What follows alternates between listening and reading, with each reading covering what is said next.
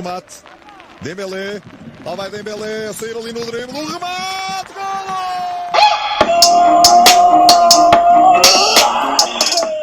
This video is sponsored by KlipDraw, a software that we use to edit our videos. If you're interested in using this software too, please see the description below for affiliate links. Still the most exciting winger of his generation, or a PlayStation footballer who's lost his way? Just how good is Ousmane Dembele? In terms of his dribbling, Dembele remains the most effective ball carrier of his generation. He takes on players often and he frequently drives his team up the pitch. Only Vinicius comes close, and even the Brazilian can't match Dembele's success rate. Now, Dembele does have tricks in his locker, but it's his ability to go both ways. That's what makes him exceptional. He's able to use simple body feints and exceptional bursts of speed to unbalance defenders and then leave them behind. And he's equally effective cutting in or going around the outside. And what I love is that he touches the ball with either foot. There's not many players who can dribble with both parts of the feet. You know, Santi Cazorla was that type of player, but Dembele is on another level.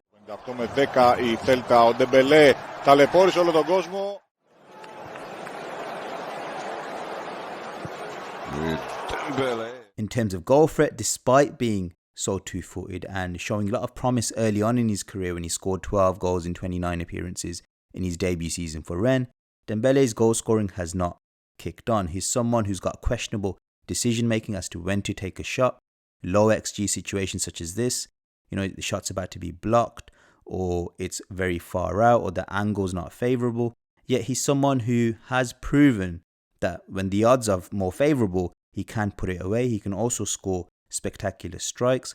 So generally a player who's not going to develop into becoming an elite goal scoring wing forward like a Salah or a Ronaldo, but could score a fantastic, spectacular match winning goal.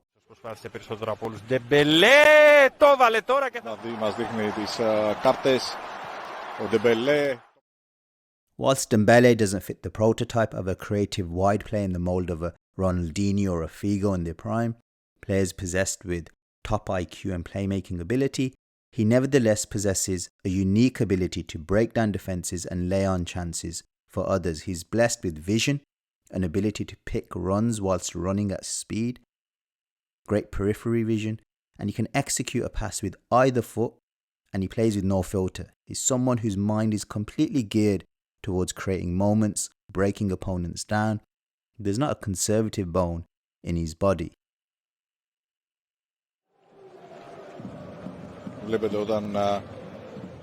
Dembele, rather like a Gnabry, likes to get on the ball often. He's happy to engage in pass and move football at a high tempo. Both of these players are very sharp in tight spaces, and it's hard to try and win the ball off them by trying to tackle them. They're incredibly press resistant. Having said that, neither of them are wide playmakers. They're not a Sancho, they're not a Perez or a Neymar or a Hazard. They're not going to control proceedings in the final third. They generally pass and move on their flank only, and if they do drive inside, it's to make something happen. It's looking for a killer pass rather than trying to be the team's de facto number 10. And due to Dembele's direct nature, that's why his pass accuracy percentage is so low. But if you look at his creative numbers, it's more than justified that he takes that much risk with the ball. An unspoken aspect of Dembele's creative arsenal is his crossing. He delivers a cross more often than any of his peers, which, considering who he plays for, Barcelona under Xavi, that's quite a surprise. Now, it might explain why he's been a misfit at the club, because I can see him being the perfect winger for a Sir Alex 4-4-2, but you know, we'll touch upon that later. Why is he so effective at putting in crosses? Well, it comes back to his two-footedness. Show him one way, he can deliver, force him inside, force him outside, he can still burst pass and deliver a cross. Is it as good as Beckham? Of course not, but he puts enough decent crosses in for it to be considered a dangerous weapon of his creative arsenal.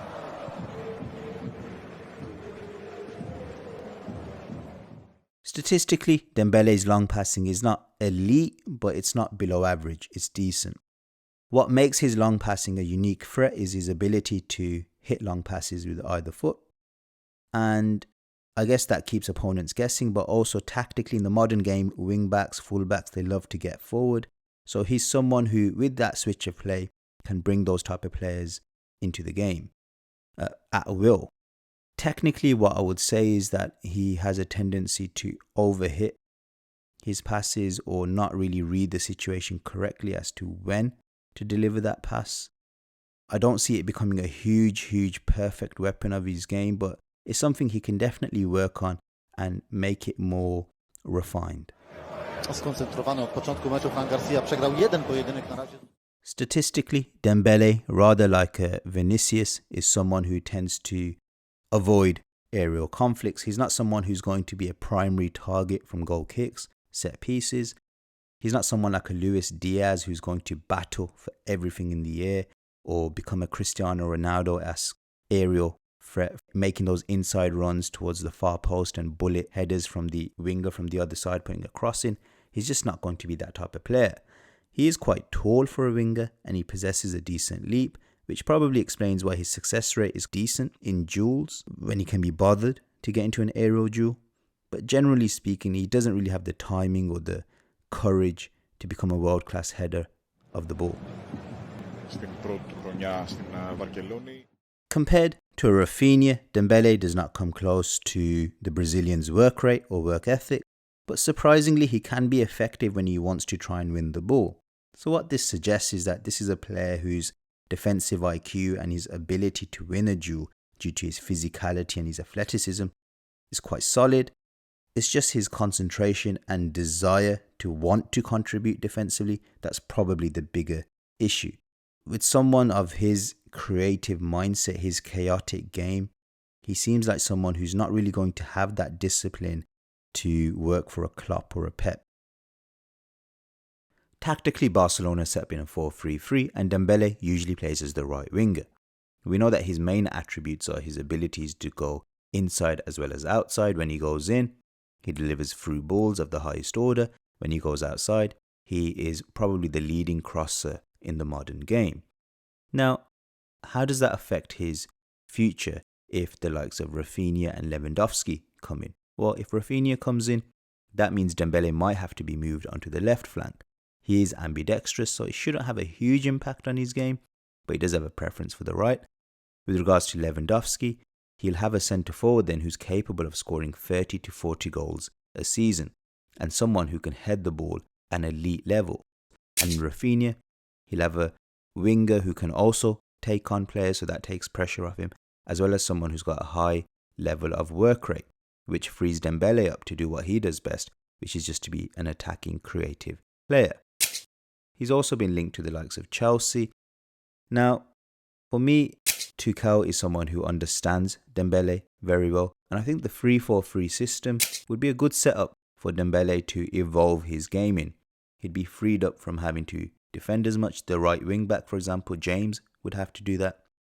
And I think there wouldn't be a high level of goal scoring responsibility on him. The goals would be shared across the team.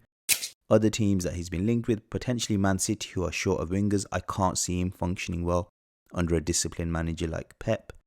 And a club like PSG might be a decent shout, but if I was him, I'd probably stay at Barcelona.